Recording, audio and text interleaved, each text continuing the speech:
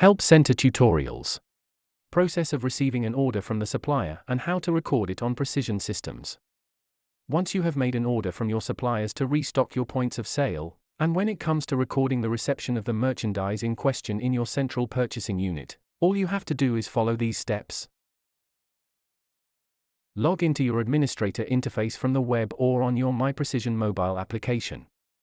Click on your profile avatar located in the upper right corner of your screen and go to Supplier Relationship. Re-enter the administrator credentials of your Precision Systems account to be able to access it. You will then land on your Kanban in the Order section of your Supplier Relationship space. From the Kanban that will be displayed on the screen, go to the Sent tab to access the orders you have made. From the lines of orders that will be displayed, choose the order that you have received and for which you want to record the reception. A sidebar will appear on the right side of your screen where you will have to press the Order Reception button. In the Invoice and Delivery Note fields, insert respectively the invoice and the delivery note that the supplier will have sent you with the order. Scroll down and check that the quantities ordered match the quantities received. If it's all good, you will just have to press Save, and your order will be moved to the Received tab of your follow-up Kanban.